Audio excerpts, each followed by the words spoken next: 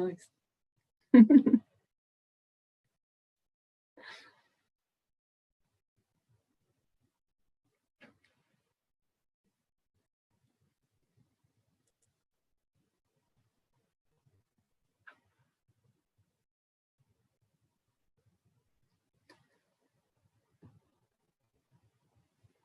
It's great because tonight the subject of the talk is letting go, but you've not let go of us yet, which is great.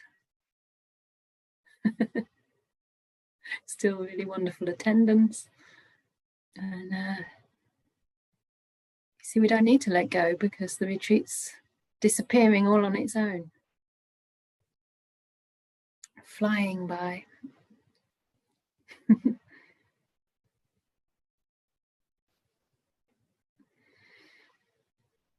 So I'll just give a couple more people a chance to enter in.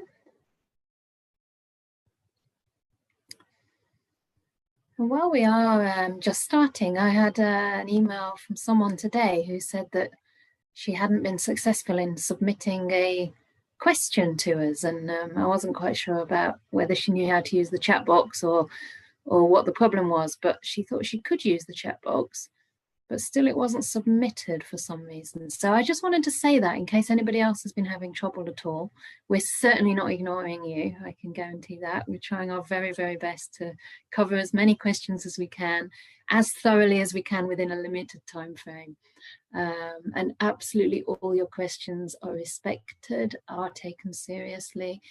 It's just, you know, we're sometimes a little bit limited in terms of how far we can understand the depth of that question, and obviously in terms of being able to have some dialogue with it. But I just wanted to ask if, I mean, you probably don't all have your videos on, but if there is somebody who hasn't been able to ask a question for some reason, maybe you haven't been able to use the chat box, could you perhaps indicate it? You could go to your participants box and there's a sort of, I've been told it's not a blue hand, but there's something you press to get a blue hand. And then you can raise your hand if you've been having problems. And if we don't see any blue hands, then that's great. I'm checking on the videos as well. It looks like it's all good. Okay.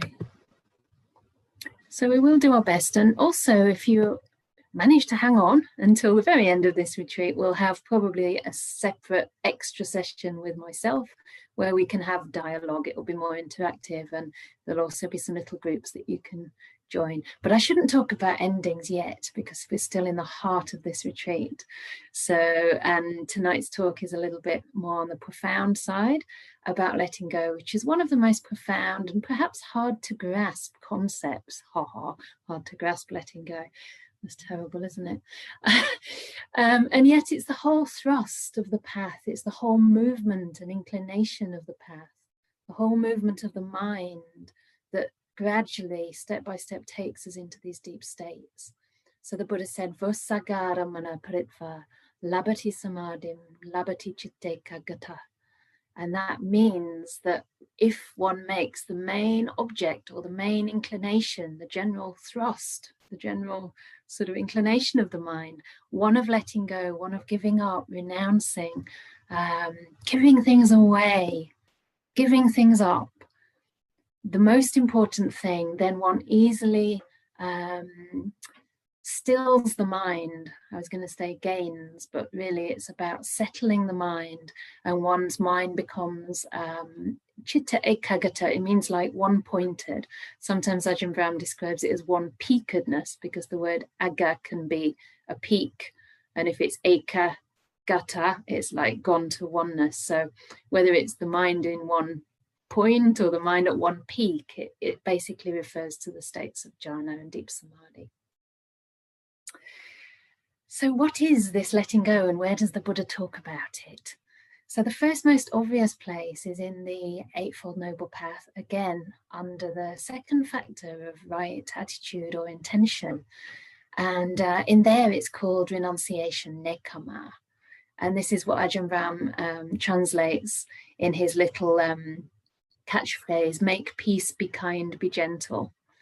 So these are the three right intentions. Make peace is the renunciation. Be kind is the non-ill will. And be gentle is the non-harming of those three right intentions. So making peace suggests that we're not just throwing something out through aversion or through ill will or pushing something away, but we're actually following a different pathway in our mind, a pathway that leads away from suffering and inclines towards peace. And of course, that is, moving towards peace means a gradual emptying out of the mind of all the burdens that weigh us down. First we start with the past and the future. We clear the mind of those concerns. We throw them out, we let them go. And peace deepens as a result. And then the second place is in the third noble truth. So the truth, first noble truth, for those who are not so familiar with Buddhism, the first noble truth is the truth that there is suffering. Yeah, and suffering is an intrinsic part of life, really inseparable from life. And there's a cause of suffering. And there's a way to end that cause. There's a way to abandon the cause. That's the third noble truth. And the Buddha in that third noble truth talks about these 4 different ways of letting go. And the first one is chaga, which literally means giving, or giving away, giving up. And I really love this one. It's one of my favorites in the actual practice, because for me, giving carries a sense of warmth as well.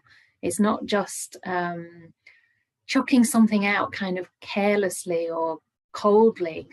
It actually has this quality of being able to hand something over. And sometimes when I meditate, I start to watch the breath. And if my mind is maybe a little tight, or I notice there's a sense of self in there, I just say, okay, I'm going to give this. I'm going to give this meditation session. I'm even going to give this breath to the Buddha. This is my gift to the Buddha. I just sit here and I just give. And then the whole inclination is not about trying to attain something for myself. It's about giving for the sake of giving something away. Ajahn said in his meditation, apparently when he was had quite a breakthrough in his practice. He's another senior monk in the Thai forest tradition, who Ajahn Brahm respects quite a lot. And he was meditating, and he said, you just meditate for the sake of meditating. That's all, without wanting to get anything. And he had this experience where just that perception led to a very deep state of stillness and tranquility. He said it was as though everything became cool right there. It all cooled right down. And it must have been a very deep state, because after that, he said the defilements didn't resurface. So I don't know if they never resurfaced or for how long they didn't resurface, but clearly there was a strong momentum of letting go and just giving away, giving the practice over just for the sake of practice without any expectation of result. So that's the key to real giving. You give without expecting in return. Yeah. And metta is a type of giving, of course. That's why I love metta practice too. And then the second of those the third noble truth, the second method, is called patinissaga. And this does mean more like throwing away, abandoning. It's Ajahn Brahm's simile of going up in a hot air balloon and finding that you're too weighted down by the basket and by the ballast in that balloon. And so to go higher, you ask yourself, what else can I throw out? What else can I give away? What else can I abandon? And sometimes when I'm practicing, I just ask the mind, what can I abandon? And I love doing this because it's not a thought that disturbs the mind. It's just a thought that sort of directs the mind to notice where it's still holding on. And sometimes that abandoning can be as subtle as just the mind is too close to an experience that's unpleasant and it's kind of got stuck there, And I say, what can I abandon? And it's like the hand just relaxes. This hand of awareness or whatever it might be just goes, and gives something more space. So you can ask, what can I abandon? And tonight we might start the meditation by just reflecting on what we've already abandoned, to notice that there is some letting go, some spaciousness there.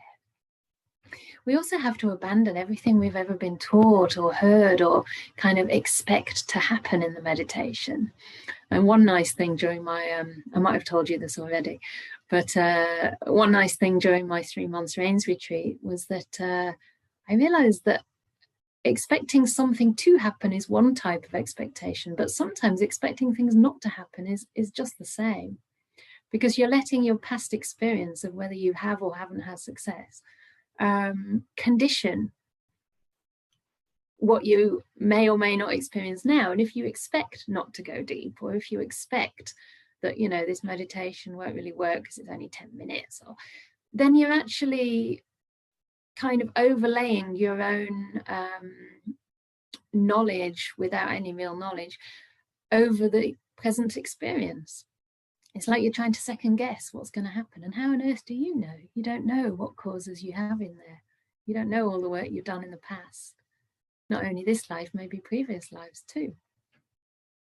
And then the third type is called mutti, and that literally means freeing the mind. Yeah. And I don't want to use all the same words as Ajahn Brahm, but one way you can understand freedom is like freedom from being controlled, and also the freedom not to control a process. So can we be so free that we're just able to be content? Can we be free not to want anything more? You know, normally we think of freedom as getting more, you know, acquiring more, getting more happiness. But can we be so free that we're just okay with where we're at? You know, can we be free to be average? We don't have to be like the star meditator in the Zoom room. Can we just be okay to be the way we are? That's a real freedom. It's such a relief when you realize actually what I have, what I am already is more than good enough. And then the last one is analaya, and that literally means like no resting place, no place for the defilements to take hold. And a nice simile for that is like a bird that's like left its perch and it started to emigrate somewhere a long way off. And the momentum of the flight takes that bird a long, long way. But after a while it gets tired and there's nowhere to land. It's over the ocean. It just cannot settle down.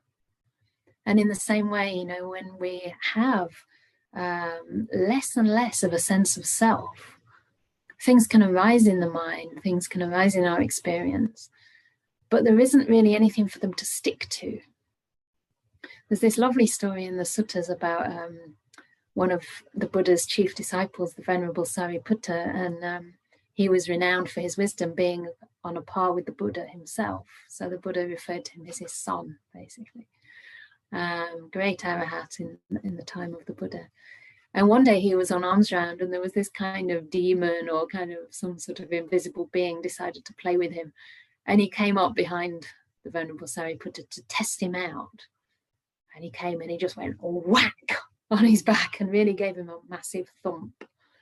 And Sariputta barely moved. I don't think he even turned his head. He just carried on walking, full of grace, and said, "Oh, what was that?"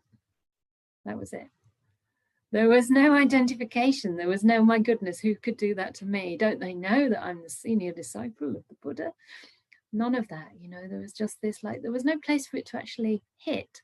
It was just simply a feeling. It wasn't my feeling. It wasn't even an unpleasant feeling necessarily, or at least not one that could really take hold and cause suffering in his mind. And in a similar way, the less of a sense of self that there is, the less the karma of the past can stick. Yeah, the Buddha said that if we develop the Brahma Viharas, these states of loving kindness, compassion, joy, and equanimity, the mind becomes limitless, it becomes vast. And at that time, there's no... let me just actually find the quote, because then I can make sure I get it exactly right.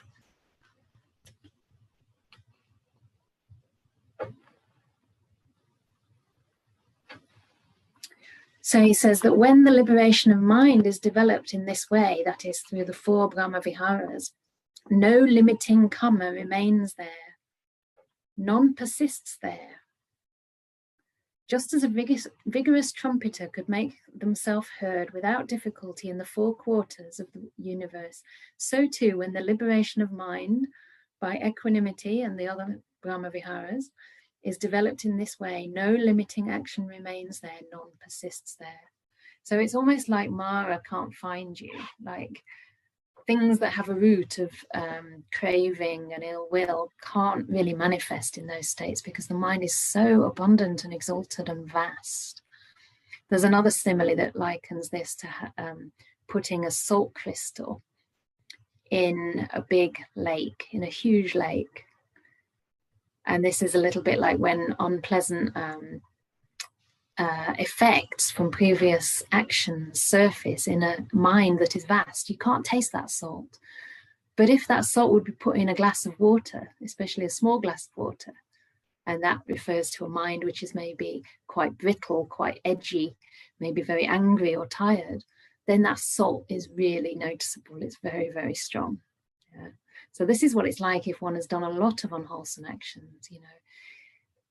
Any other further wholesome action will just make the mind even more dirty and horrible. But if your mind is really, really clean and clear, then a few mistakes aren't going to have a huge impact in the same way. It's like all your wholesome qualities smother those unwholesome ones, a little bit like what Ajahn Brahm said with watering the flowers and not the weeds. So all of these types of ways of letting go are really deepened and strengthened as we develop our understanding of non-self.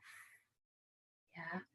So they're based on the understanding of not-self, on understanding that we don't own this body and mind. And in the Untitled Sutta, in the Samyutta Nikaya, the Buddha said, you know, that if this body, if feelings, if perceptions, consciousness and will, if they were ours, then we should be able to say, oh, let them be this way, let them not be that way. And they wouldn't lead to affliction. But because they are not ours, we can't say, oh, may I only experience pleasant sensations, may I not experience unpleasant sensations, right? May my body always be healthy, may my body not get sick. We can't say that because they're out of our control. And the more we realize that these phenomena, they go according to cause and effect, they go according to their own nature, not according to our wants, the less sense it makes to try to control them. It's like you're trying to control the wind, you know, or there's like some kind of, like the wind blowing all these leaves up into the air and you're trying to catch them. It's impossible. You know, they're going according to the force behind them.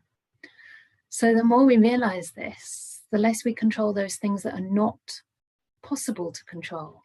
And instead, we can start to put our attention again in these areas of letting go and these areas of right intention, right ways of relating to experience, the places that we do have some ability to influence, yeah, and to cultivate.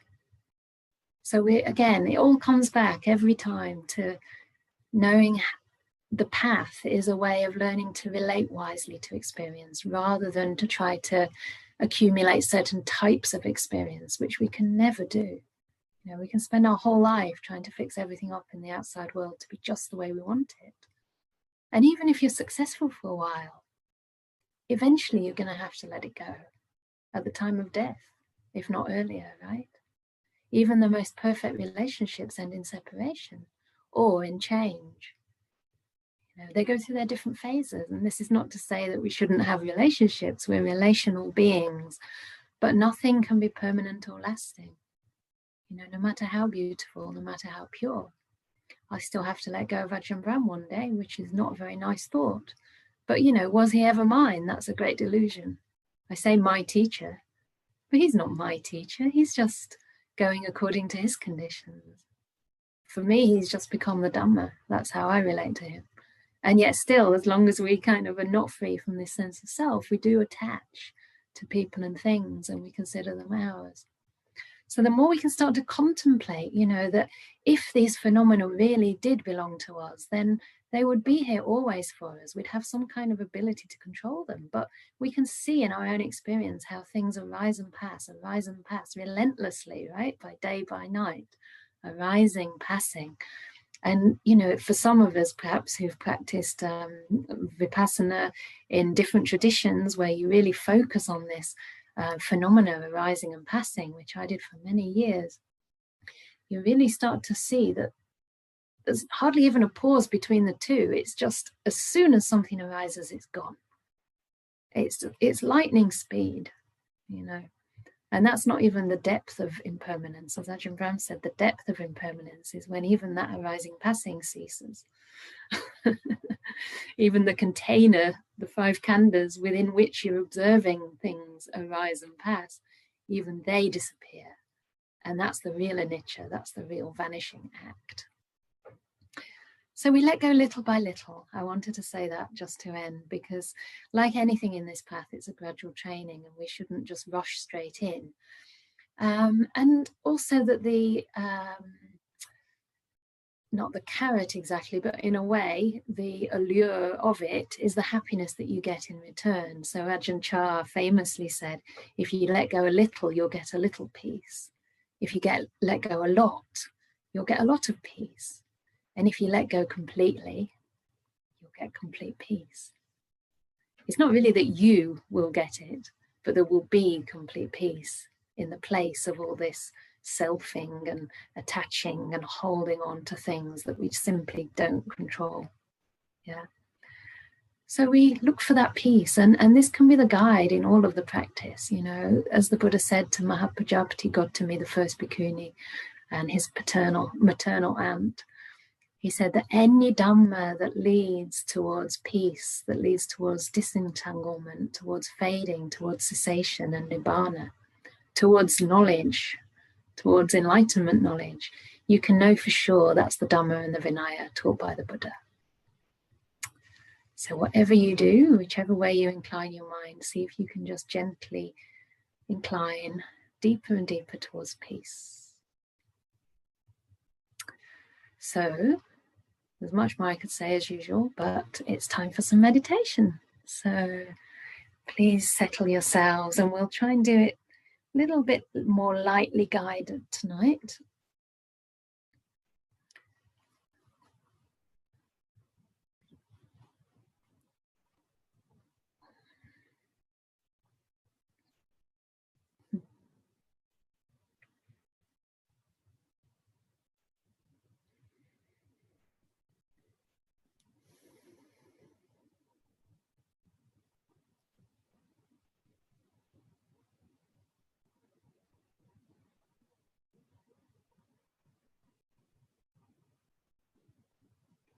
So as usual, caring for your body.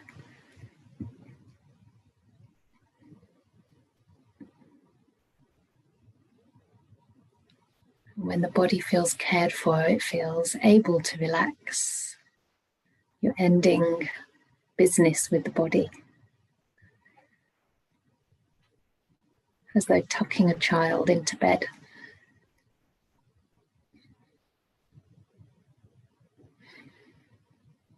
One of my friends came to her first meditation retreat, and she has 3 sons grown up now. And at the start of her meditation, she used to just treat her body the way she'd settle a child to sleep.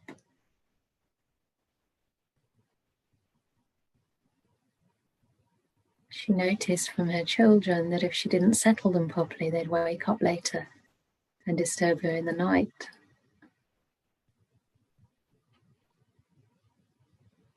But if she settled them, she could go off and do other things.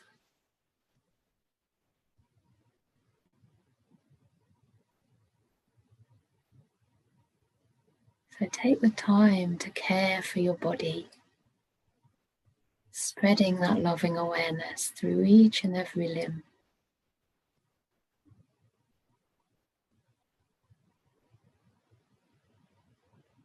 Knowing you can't control this physical body, but what you can always do is to care.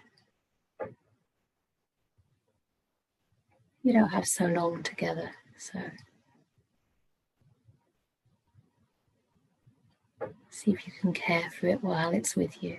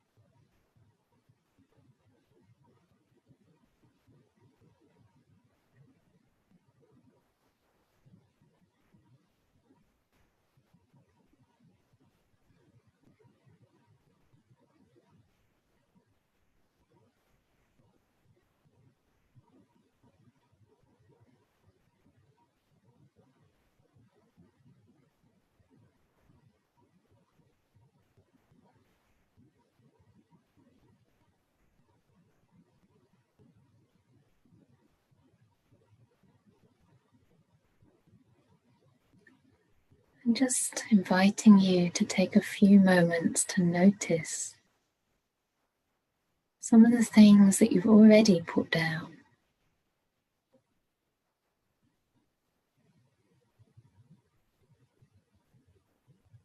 Any of the concerns, the little tasks or duties that you did throughout the day.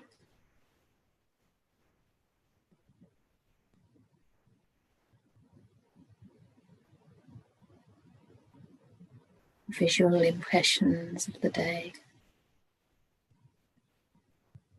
For most of us, the sun has set.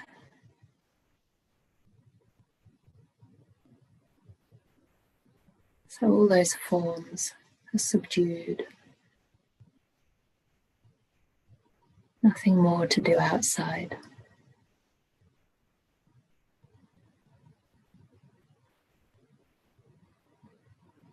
Now you've entered this simple room in which you're sitting in, which is empty of the house, the streets, the office.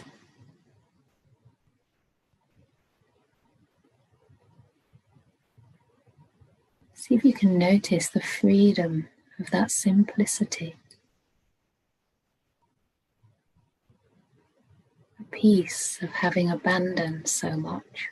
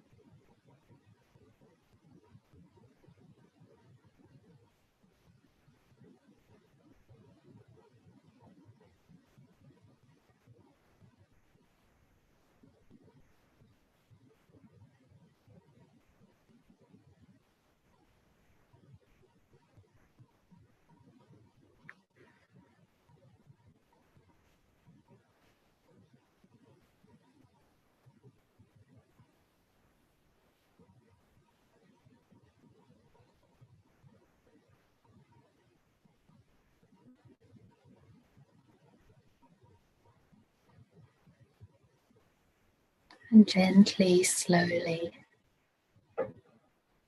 noticing the mind coming into the center of time.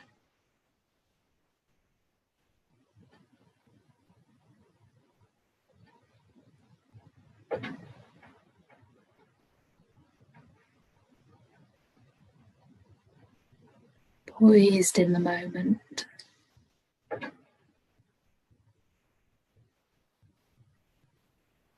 Noticing the perception of now, empty of past and future.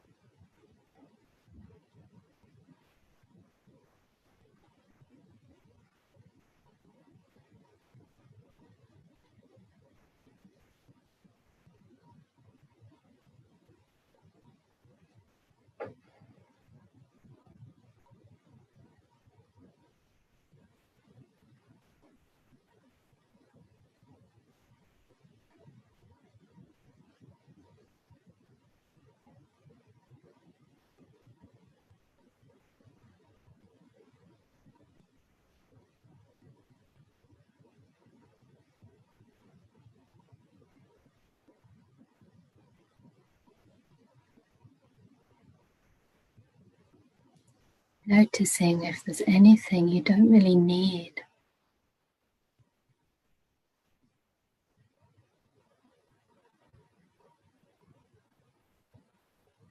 Perhaps perceptions, thoughts from the past, plans for the future, limiting self-beliefs. See how much you can abandon.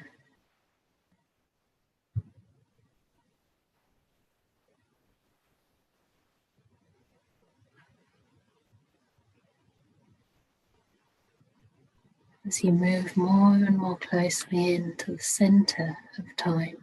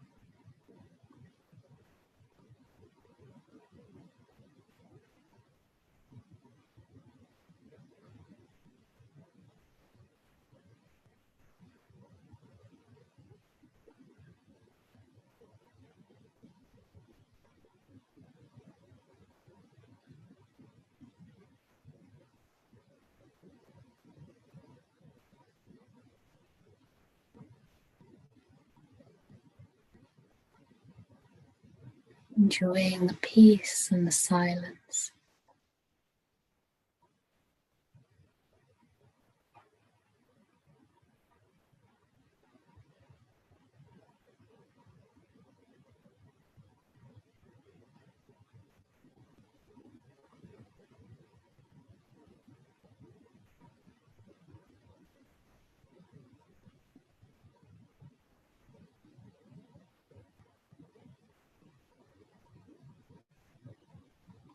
Not controlling what arises.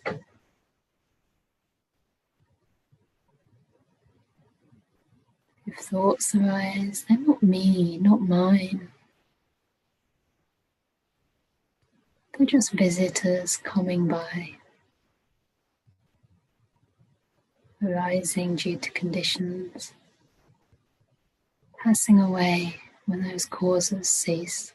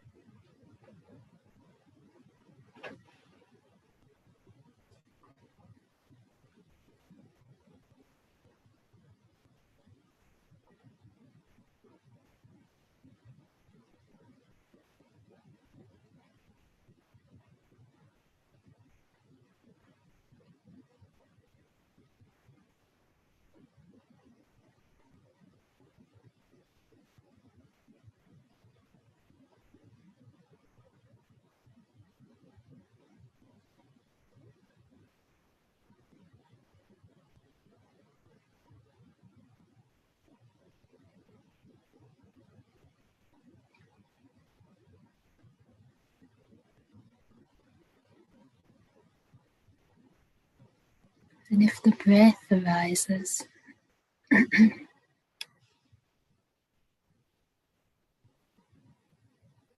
this too is not mine. Just breath arising due to causes and slowly fading away.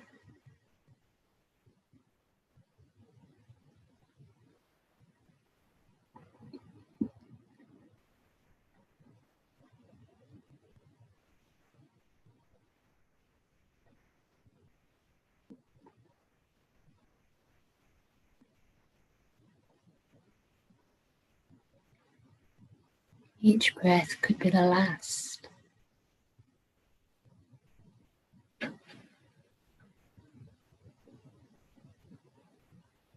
One passes away.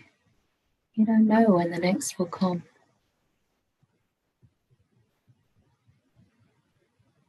See if there can be a resting at the end of the out-breath.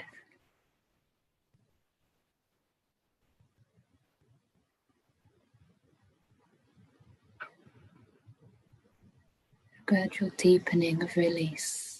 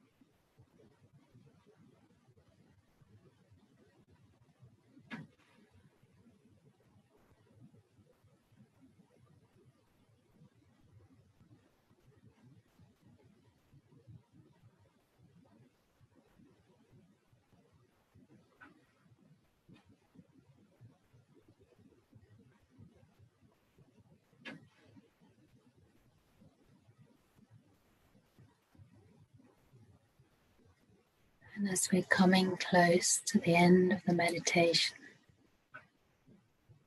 I'd like to invite you to just listen to the words that I'll say next.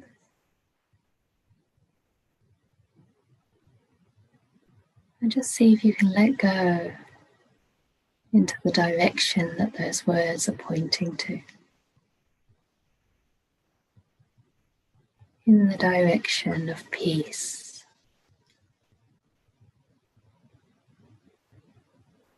Peace.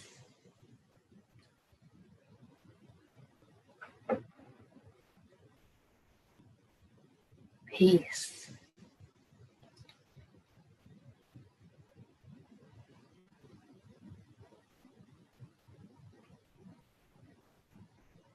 Peace.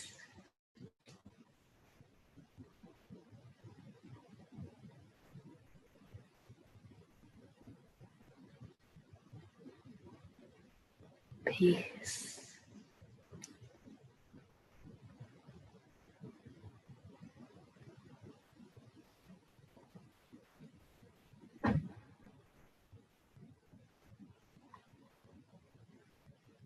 Peace. Peace.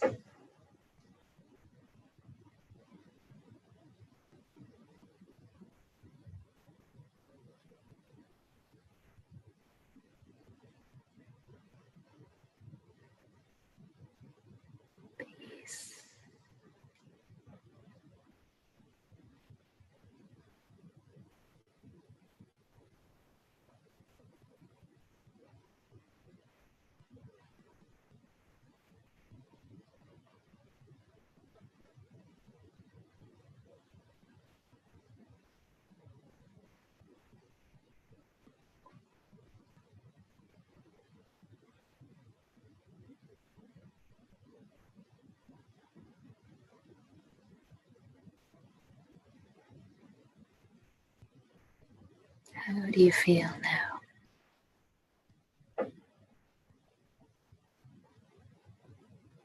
How do you sense peace within yourself? Can you notice there's a little more peace? Or maybe a lot more peace than when you began the meditation?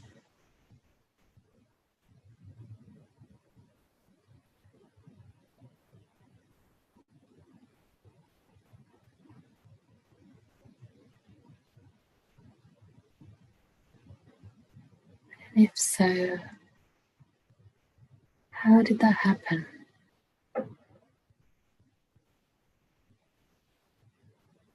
What did you give away?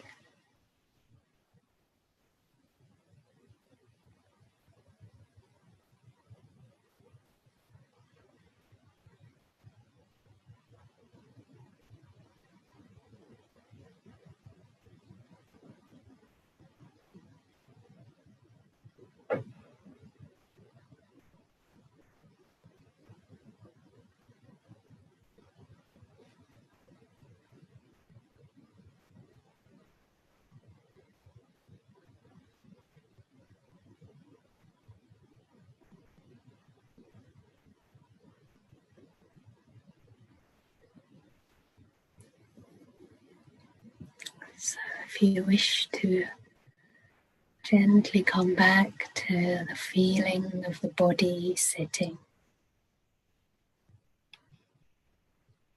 locating yourself in time and space,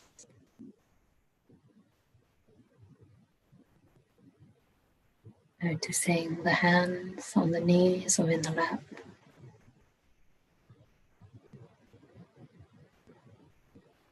The shins, the thighs, the bum on the floor. Or maybe the feet on the ground if you're in a chair.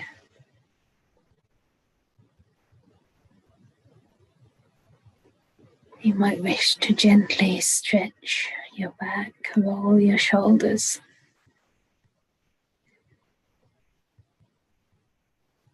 And perhaps loosen or stretch your neck. Sensing the space around you in your little room or large room.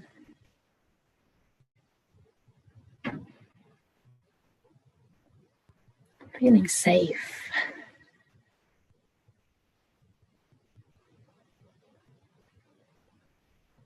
With all the rest of the world outside, not your concern. So just inviting you back into this Zoom room if you wish. And we'll have some questions and maybe some answers as well. Okay.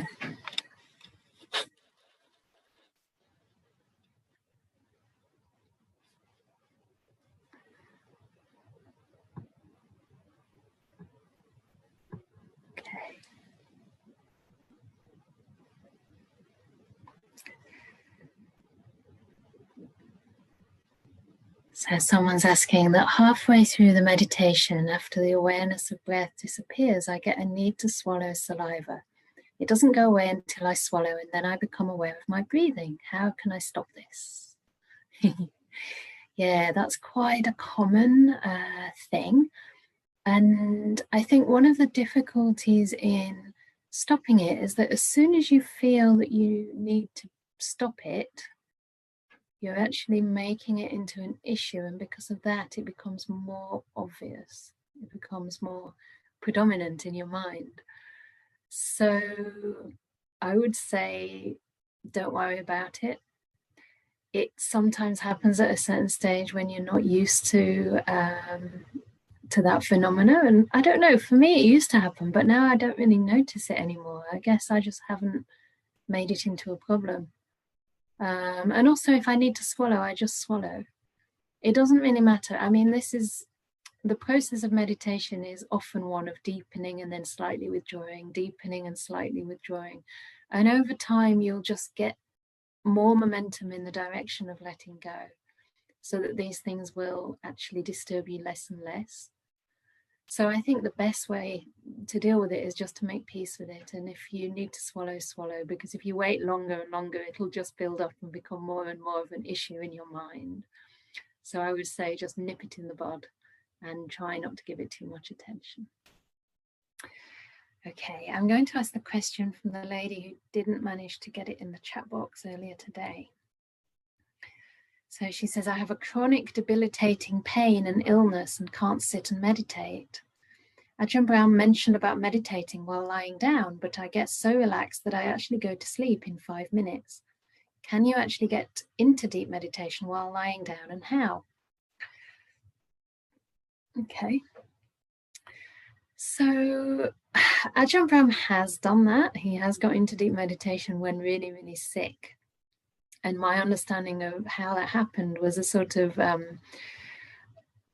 kind of letting go that was triggered by a sense of just giving up, giving up the struggle, giving up the fight with this sick body, giving up the story of, oh, I'm so sick, I feel terrible, this is awful, when will this fever end? And at one point he just realized that he was creating more and more suffering for himself, and something inside him just stopped, just let go, and decided now is the only time I have.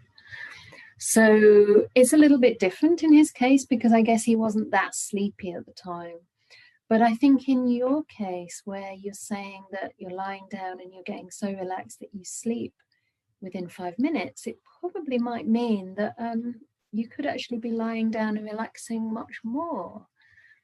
So what I would suggest, if that's happening most of the time is to carry on lying down. Because if your pain and sickness is really debilitating, it could be that that initial rest that happens the first time you try to meditate there is very healing for the body, and your body needs that rest. So I would let it go to sleep. But once you come back again, maybe continue lying down and see what happens then. Because at some point the mind won't be tired anymore. You'll be lying there for a while and the body will stay relaxed, but your mind won't sleep all day. I'm quite sure of it. And at some point it will get into a different sort of energetic zone. And the nice thing is that when you come out of a sleepy state, sometimes the mind's already quite quiet. And if you can just stay with that quiet without falling into sleep again, sometimes if you can maintain your mindfulness with that, then the mindfulness just starts to build on its own, because you're not letting any of the energy flow into doing. You're just staying really, really still with it. And I had an experience a couple of rains retreats back where I really did what Ajahn Brahm said, even though it was the middle of my retreat, and I thought by now I'm not going to get any tiredness. He said, no, really do nothing, really do absolutely nothing, and you'll probably go through tiredness. And I thought, come on, it's week 6 or something, I'm not going to go. But I did, because I really did nothing. Like, I didn't even think about the breath. I didn't even think about progress. And I went through this really weird kind of sort of zone in my head. But after about 3 days, it just kind of centered itself. I don't know, the mind came sort of back into some more clarity, and I carried on doing nothing, and the energy just built and built and built, and I ended up having like a lot of energetic bliss just for day after day after day. And that was really interesting, because I honestly didn't try. I just dared to go into that sleepy state for probably longer than I normally would. So I would suggest that, because especially with the pain and the illness, I think it's probably quite healing to allow yourself to sleep, and then perhaps just carry on. The only other thing I could really say is to try to find a different position, which is different from the one you normally sleep in at night. Sometimes that can be a trigger to the mind to not go to sleep, but I actually wouldn't fight it too much. I mean, I do think it'd be nice if Ajahn Brahm could also say a few words on that, so I might ask him tomorrow. And then secondly, you've asked, is it possible to realize the ultimate truth without attaining jhanas? And I mean, I don't have experience of this, so I can't honestly say 100%, right?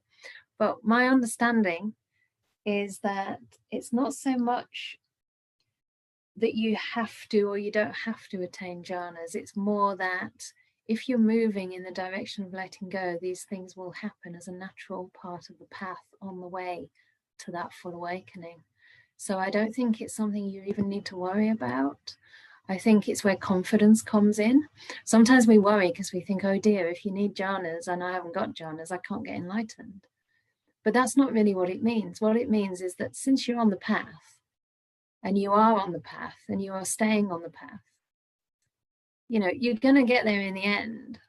So sooner or later, you will have to pass through the jhanas, and you will pass through the jhanas because you're on the path. So that's the way I'd rather see it. And I really love this quote from Bhikkhu Bodhi, where he said, there's only 2 things necessary for full awakening. He said, to start walking on the path.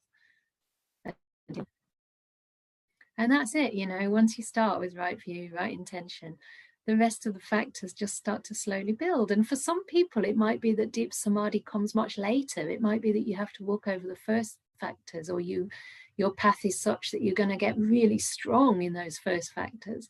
And then you might have samadhi years and years and years into your practice, but it will be built on a very, very strong foundation. Yeah. Sila paribhavito samadhi, mahapala mahanisamso. It means the samadhi that's built on sila is of great fruit and great benefit. So, I mean, just to tie that into one question that Ajahn Brahm touched on in the last session, somebody asked if nimittas are necessary to grow on the path. And I think it's a similar question, because I sometimes wonder this, you see some people and they seem to have this sort of natural propensity towards like lots and lots of strong experiences quite early on in the path. But in my experience, it's the people who have really cultivated each factor of the path very carefully and quite deeply that when that samadhi arises, it's actually strong enough to cut through some of the defilements. And just these experiences on their own, without strong foundations, it's like building a really tall building too fast. It's very narrow, it's very thin, it gets up really high, but the winds come and woo, it falls down more easily too. So I think of it like build a pyramid, put all the things in place and spread them wide, so that when you build that, and you have fun building it, right? So it's not like, oh, I wish I was further on. It's like build it really strong, so you can be a really strong resource and support for others. And then bit by bit, it'll be easier to put those other bricks on. In fact, it will happen on its own. So, but I think, yes, to realize full enlightenment, one would go through the jhanas, and I think you would have to at least have some experience of deep samadhi, at least the first jhana. And the reason it doesn't really matter whether it's the first, second, third or fourth is because as long as the hindrances are really sufficiently overcome, that you have the chance, you have this window where they're no longer operating and distorting wisdom, obscuring and distorting wisdom, you have an opportunity at that point to see into things like non-self. Yeah, that's the first thing that has to be fully seen through, right? That you realize that everything that has the nature to arise has the nature to cease, everything, the mind and the body both. So that's the breakthrough at stream entry. So I hope that makes some sense. Okay, I'm getting lots of questions and some really deep ones too. So because of my experience earlier, I know that sometimes some people don't get their questions in so quickly. So I'm going to try and look for people who haven't asked before, haven't asked as much. Is there a difference in feeling letting go and feeling acceptance of whatever's arising?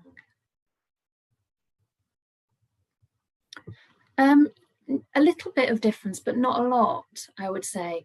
I think that the first step to letting go is that we have to, first of all, experience what's arising. And the second stage, it's like recognize, right? I mean, Ajahn Brahm put it like recognize, familiarize, ease. But in this particular context, I would say first recognize. Then my second rule of thumb is learn how to relate to it wisely. So second R there. So that would include acceptance. That would include making peace, being kind, being gentle. All ways of letting go. But first of all, we're getting the relationship right so that we're not pushing it away. So that's included in the feeling of acceptance. But then some wisdom comes into it with the letting go, and you realize that some things are actually not worth holding on to. And some things, like if it's kindness and if it's peace, that will continue.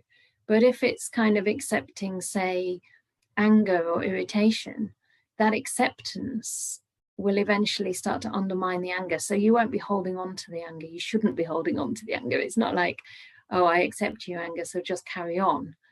It's more like you're not adding fuel to the fire, and bit by bit the fuel of that anger will disappear. So you should be noticing that the unwholesome things again are going away. So you are able to let go of them. So they don't just stay there indefinitely. So they start fading. They start fading away. And the peace starts increasing. But it's a funny thing to talk about peace because it's not really a thing. It's more like an absence of suffering. But it has its own quality. So that's why I like that little meditation. I don't know if it worked to stick it in on the end, but Ajahn Brahm's done that for me personally a couple of times, just sitting with him personally, and he's just said these words to me, and I'm just like, I totally go into a state of like really beautiful peace. So it helps me to get like a tangible sense of that. I'm not sure if that was a very good answer, but you're on the right track. Yeah, you're on the right track. Ajahn Brahm sometimes says letting be is another word for letting go. But again, there are different stages. So it's letting be in the beginning, but then that starts to lead into things fading away. Things actually start disappearing. Okay.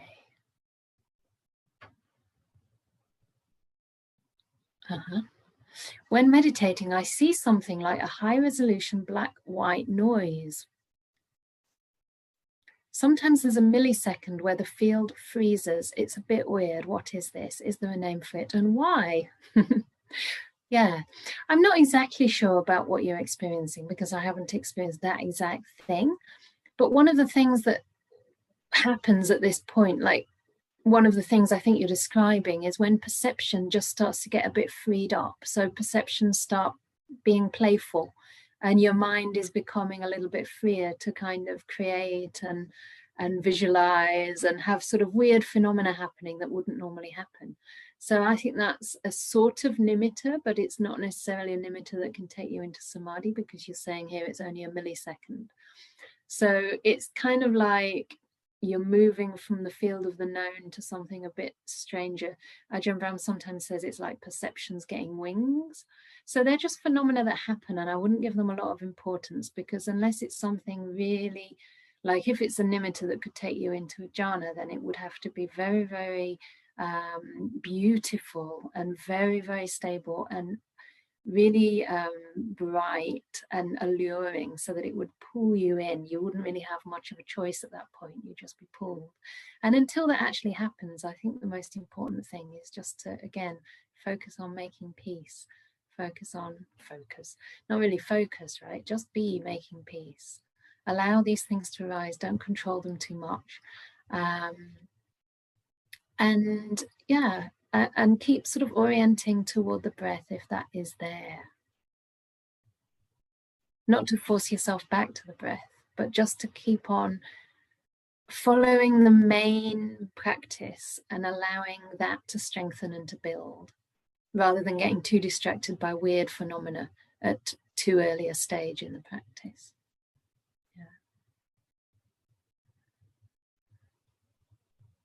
So I'm not really sure there's a name for it, but I think it's a kind of, it's almost like a pre-nimitta nimitta, or I like perception getting wings. I like that one.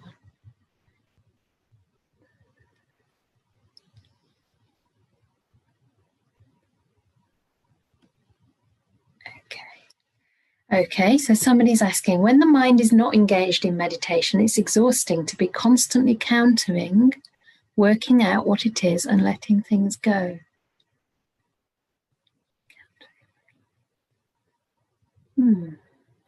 I'm not quite sure what you mean by countering and working out what it is and letting things go, but when it's not engaged in meditation, working out what it is and letting things go. Yeah, really letting things go shouldn't be exhausting as such. Only trying to let go is exhausting. Trying to work things out is exhausting. There's actually not much need to try to work things out. It's more, like I say, about just gently reminding yourself to be peaceful, kind, and let go of anything that's that's causing suffering. So if you find that something's exhausting you, just stop doing it if you can. Take a different path. I mean, it could also be, because it's hard to say without a dialogue, but it could also be that in your meditation you're getting quite peaceful, and after your meditation, compared to that, whatever the mind does is very clearly suffering, is very clearly agitation. And that is, to be honest, the nature of the mind. So sometimes when you have had a lot of peace in meditation, it's almost as though you notice that suffering more acutely. And you just realize that the things that before you thought were normal, the things that you thought were, your normal habitual ways of being, start to seem unhelpful. And initially there will be some suffering associated with that, but over time your mind will learn that, and it will start to incline more to meditation and away from trying to work things out. So just noticing the exhaustion and trying to make peace, not even trying. So hard, isn't it, to get rid of these I words, but just making peace, being okay with the exhaustion. One really beautiful word I like is to make an armistice with your mind, to make an armistice with whatever you experience. So you stop the ceasefire. You cease fire, right? Is that right? You stop the war, basically. You make a ceasefire with your mind. So it's like, okay, it's exhausting, but that's okay. I can be with this exhaustion. It's okay, exhaustion. And then the exhaustion says, oh, thank you so much. I can relax now. Otherwise, if you fight the exhaustion, you'll be even tireder.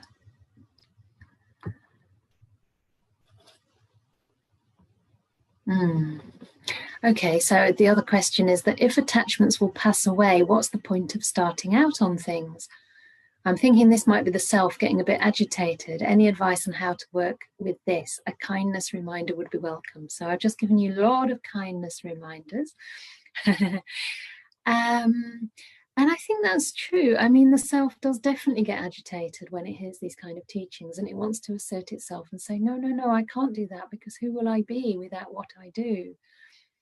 But on the other hand, it's true that we start to think, well, what is the point of starting out on things? And I think that's not a bad thing to ask yourself, because what it's helped me to do is sort out the things that it's worth starting from the things that it's not worth starting. And there are some things that are worth starting, even though they're not going to last forever, because they can bring a lot of good and benefit to people in the meantime. So, I mean, if I was sort of saying, well, I shouldn't be attached to anything, so what's the point ordaining and what's the point starting a monastery, then that would deprive people in the future of potential benefits from that work. So the better approach is to say, well, it's impermanent, you know, I can only do so much, but I can put my energy into the process. I can focus on the actual process of starting the monastery, not on the results of it, but actually enjoy the process without attachment to results. So again, I'm putting my energy into how I'm doing it, how I'm establishing it, the qualities that I'm building up with it, and not so much into whether it works out or not. I really would love to read a small paragraph in here. I'll still try and get to lots of questions, but I just found it incredibly moving, and maybe this is because it relates to my mission at this moment. But I just find this, I mean, it moved me to tears when I first read it. And this was when Ajahn Brahm had built the monastery in Perth after about, it would have been about 7 years after starting to build the monastery. So it had been standing for 7. And then this massive bushfire came through. And he actually thought in that moment that there was no way the monastery could survive and the whole thing would be burnt down. And this was 7 years of his work, right? And before that, at least 10 years in Thailand, training with Ajahn Chah and sort of building up all his spiritual qualities to pursue this goal of spreading Dhamma to so many people. So where shall I read from? Yes, so Ajahn Brahm said, at that moment I knew the monastery was going to burn down. I knew it would be no more. But I also knew that the following morning, with the fire gone and only ashes left, I would return and start building it up again from scratch. So then in this little story, Ajahn Brahmali says, so how was Ajahn Brahm able to let go so utterly and completely in a matter of seconds? His explanation is both surprising and interesting. So this is what Ajahn Brahm said. I was able to let go because I was not interested in results. The outcome was not the point. My main purpose is not to build a beautiful monastery. Instead, it was a good thing to do. I did it as an act of generosity, an act of compassion and kindness for the world. As soon as it had burned down, I would be able to continue practicing that kindness on the very next day by starting the rebuilding process. You see, the fire did not take anything away from me because everything I'd done for a very different purpose. It was to build up good spiritual qualities inside. Those qualities were still there, and I would have the chance to continue building up the same good spiritual qualities on the following day. I don't know, it just makes me so moved that somebody's entire orientation is just towards the spiritual path. The only thing that matters is the path you're on and the qualities that you're building. The rest of it is just like decoration on the outside, in a sense. So our life starts to become more and more aligned to the path. And whatever we do it for the purpose of deepening in the practice, deepening in kindness, generosity, compassion for the sake of others as well as ourselves. And that's how we can do things without too much attachment to one's own personal outcome, because it's not only for us, it's for others. Okay. So in some talks, Ajahn Brahm said that in Wat Pa Pong they meditated sometimes for the whole night. What's the benefit of it? And isn't it fighting against tiredness? Yes, it is fighting against tiredness. And Ajahn Brahm now says in retrospect that he would never do that, and he doesn't teach that, nor do they have all-night sittings in his monastery.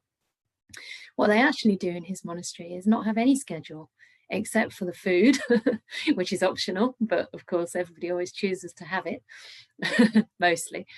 And Wednesday evening talks, and I think they usually have like either a sutta class or a Vinaya class another night of the week. And that's it, pretty much. I mean, you have your duties because this is your contribution to the monastery. So they work maybe 2 hours a day, 4 days a week, which is really very little compared to any nun's monastery where we have to grow things from scratch, or most monks' monasteries too. They actually have a very light schedule. And they have a lot of free time, precisely because Ajahn Brahm thinks it's important that we meditate when we're in the mood to meditate and when the energy is there to meditate, and not to start thinking of it as something else we have to do, something else that's like a chore, that's like a marathon of some sort, because then you can very easily develop a negative relationship with meditation. And yeah, he used to be nodding quite a bit in those whole night sits. Other nights he was wide awake, but a lot of the time he said it was just, he was sleep deprived, and so it didn't do much good at all. And I've done it too, like in monasteries in England and in Thailand. I was in Wat Pa, can't believe I've forgotten, Wat Pa Bantad, which is Ajahn Mahabua's monastery, and I was actually there for a long time, 6 weeks, which is more than many people. And we meditated the whole night, every night, and I did that. I used to lie down for maybe an hour or two, and then there'd be some sleepiness in the daytime, maybe 2 or 3 hours. But my body was quite young, and it didn't really matter because I didn't have work to do. And there was a sort of energy in that monastery that everybody was doing that sort of thing.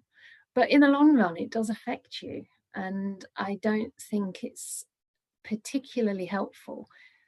Another senior monk in Burma once said to me that meditation schedules, especially where you're sitting sort of 18 hours a day, are meant for retreats. They're not meant as lifestyles. And I really took to that, because by now I was actually quite sick from doing a lot of sitting in Burma. And I thought, yeah, you know, there's something to that, because we still have this body that needs certain comfort, needs certain amount of care. I used to sit for like 18 hours a day in Burma for years, right? And for long sessions as well. And at first it didn't seem to matter, especially when I was inside my meditation. The body wouldn't really, you know, cause any concern. But afterwards, it would kind of have its reactions. And I was actually getting sicker and sicker over several years. So now I think it's much better to have a schedule and have a relationship with your body which is sustainable in the longer run. But yes, for some people, it's something they may like to do, or just like sort of try once in a while, see how they go.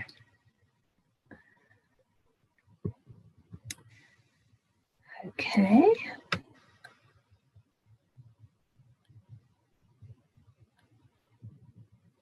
Okay. Is it correct to say that I don't own 5 aggregates? Surely, because they're out of my control, but even more because me, the owner, is just a delusion. Is that why I don't have control? Yes, both, I would say. I mean, it's both. The aggregates are just doing their thing according to causes and conditions. I mean, they do have some kind of orderliness in the sense that they will continue due to the conditions that have already been put in place.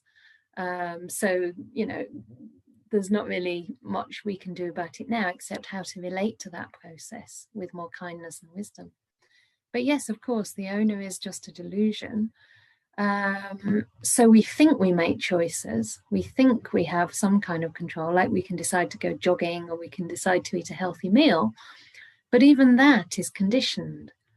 I might only go jogging because, you know, somebody's told me it's a good thing to do, or maybe I had benefit from it before. And maybe I eat a certain kind of meal because I've read about it. But if I hadn't read about it, I wouldn't even know it was a choice. So even though it seems we have a choice, our options are very limited by our upbringing, by the things we've heard, the people we've come in contact with. We only see this many of the choices that are actually available to us. I mean, so we also tend to go down the same routes again and again, just because we're like, our minds and our brains even get conditioned to following certain pathways. And of course, even deeper than that, there are experiments now that show that when we think we make a decision, there was already activity in the brain before we were aware that we decided to do something. There was already an activity happening in the brain that was predisposing us to that particular action before we knew we were going to do it. So this has been proven in some psychological studies, which is quite fascinating. So it's almost as if like signals are going off that we don't even know about. And then we think, oh, I decided to do it. But that understanding that I'm making a volition to do something comes in afterwards. So that's kind of really freaky, isn't it? That's kind of scary.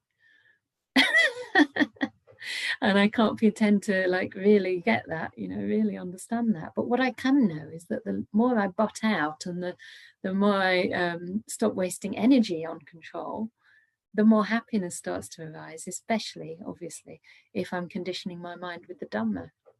So this is why the Buddha says, you know, that the number one, first most important thing on the path is spiritual friendship, wise companions, because they, in a sense, put in a different program in your mind. Otherwise, we'd be just operating on the ones we inherited from birth and from school and family and friends. So we have to have a different one, the one authorized by the Buddha. So the Buddha's teachings and the teachings of those who've trod this path before us and who've, you know, gone further on the path than we have, to give us some different ideas, like just let go a little bit more. And then you sort of think, what does that mean? Because that's not in my repertoire. But after a while, you get some hints and some tips like let be, make peace. What does that really mean? Okay, peace, peace, peace. And then you just get some kind of sense of it. And it's really trial and error at first. But you start to notice if you're getting it right, you're going to be moving towards more peace and more bliss. And you're going to have more energy freed up as well, because you're not wasting it on things you can't control. So I hope that helps a little bit.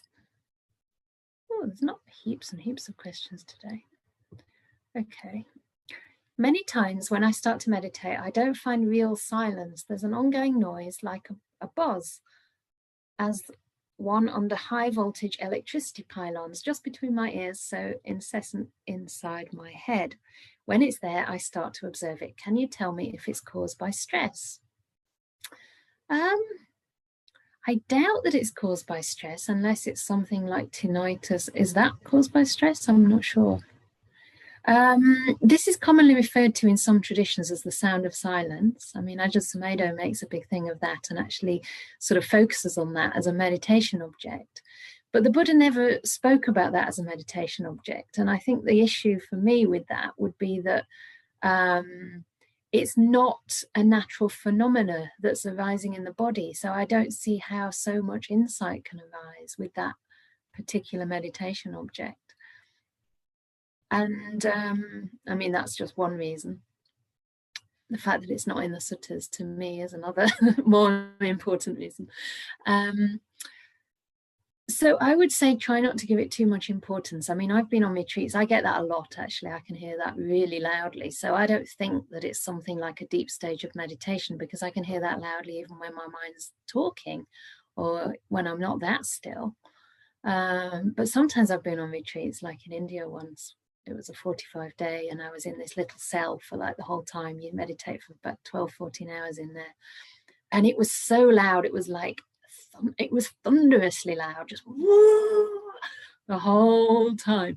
And I guess I knew at that time just not to give it much importance and to instead like just carry on with the practice, which was observing whatever arose without judgment, without choosing, and mainly focus on the fact that everything was arising and passing. So that was the object at that time. So in a similar way, I'd say, try not to give it too much importance and just incline your mind to whatever's being taught here. So if the breath meditation is something that works for you, just make the breath in the center of your mental screen. The silence sound, that kind of high frequency pitch, can still be there, but just let it be there on the edge. Don't give it really too much importance, because this is not something that you need to follow. So don't worry about it one way or the other. Yeah. For me, I just sometimes realize after a while that it wasn't there, but I actually don't even ask anymore, was it there or not? So I think after a while, when you just don't give things importance, they tend not to matter so much.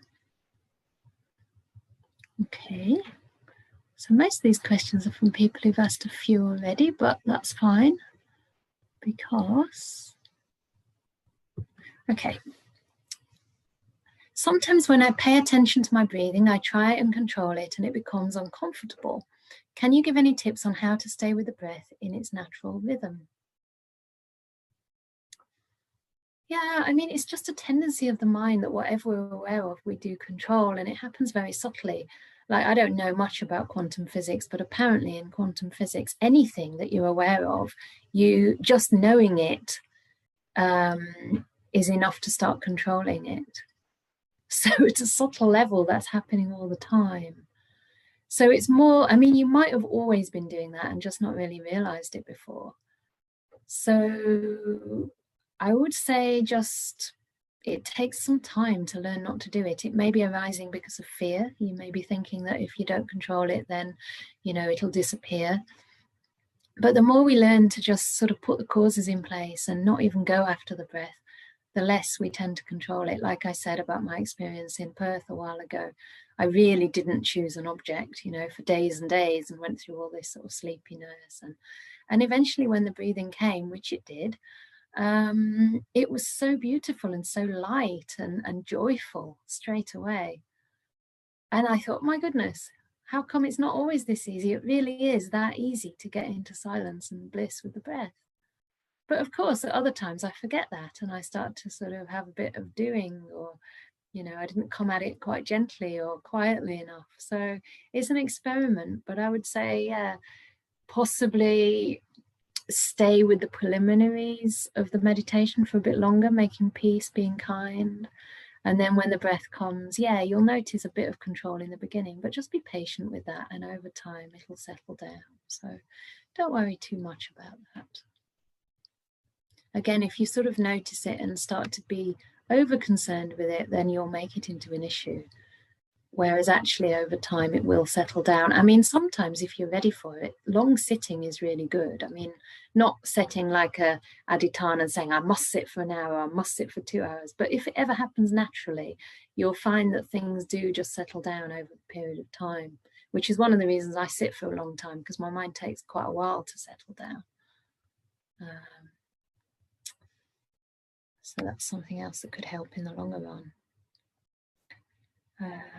Okay. So someone's asking, after the fruition of stream entry, what is the process of arahat? So this is a very deep question, because obviously if one hasn't attained stream entry and is not on that path towards becoming an arahat, it's only speculation to a degree. But my understanding is that with stream entry, one has perfected their view. So they know there's no self, they know that things cease, they know that, there's no doubt anymore about the path. And it's very much an automatic process from there. So what tends to happen, this is what I've understood from talking to people I have confidence in as having experienced this. What tends to happen is that the view is perfect, there's nobody in there, but sometimes the thoughts and perceptions still think in terms of a self. because they've not been fully purified by view just yet. So we still have some old conditioning, but then they remember very quickly, oh yeah, you know, actually there's no self, and actually that's there all the time. They can never be made to believe there's a self. So that just keeps happening, and the thoughts and perceptions come more and more into alignment with view, so that the further you go, the less you can even conceive in terms of a self. And then increasing fetters fall away. So in the beginning, as a stream enterer, the craving, the desire and ill will haven't really been, they're still there. I mean, they're less likely to last as long because they're not being fueled by like, this is my anger, this is my desire, but they're still there. So with the next factors of the path, they start to be worn away. And by the time you reach the third stage of enlightenment, there's no more craving, there's no more desire, lust, sexuality at all, or any ill will. Nothing can make you angry, nothing, right? You just don't have the roots of anger and desire anymore.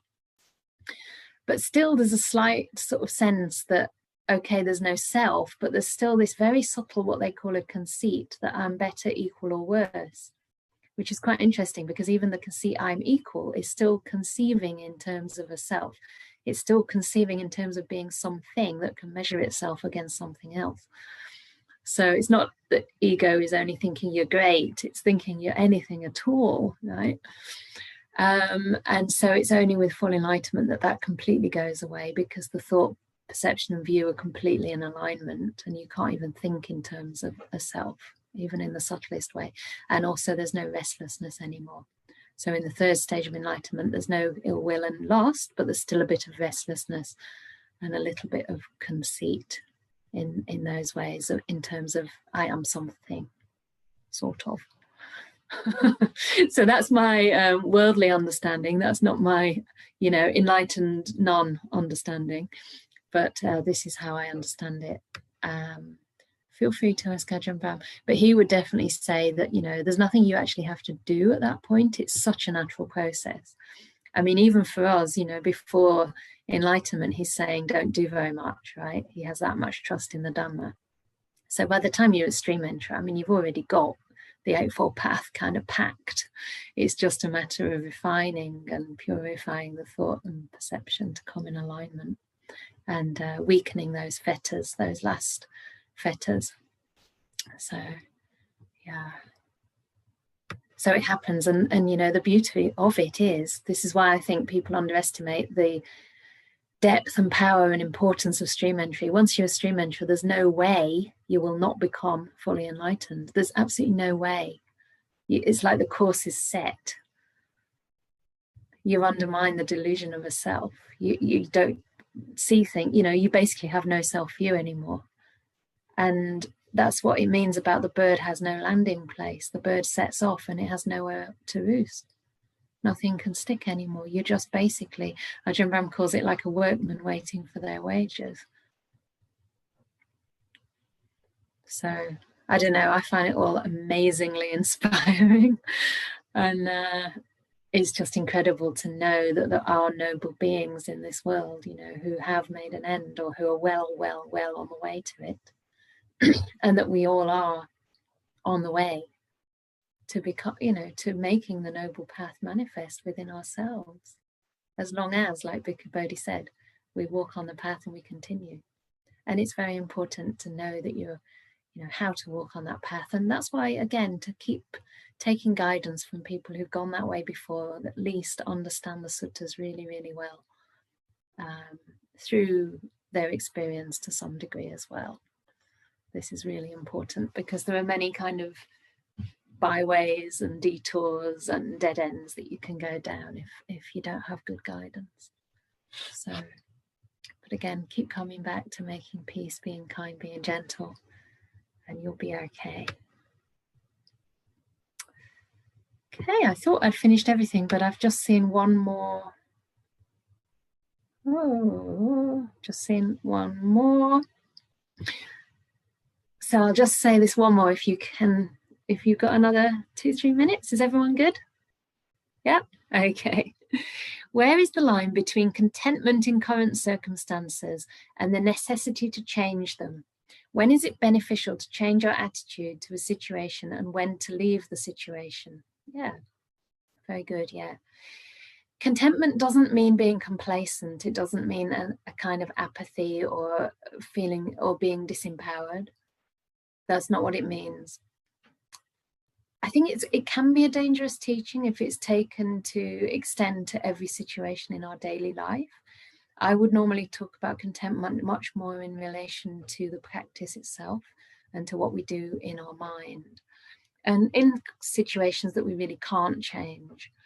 But if you find that an external situation is really unconducive for you, especially if it's something abusive, obviously, or even something that's just not that conducive for you to practice the Dhamma, then as far as possible, I would say try to change that situation.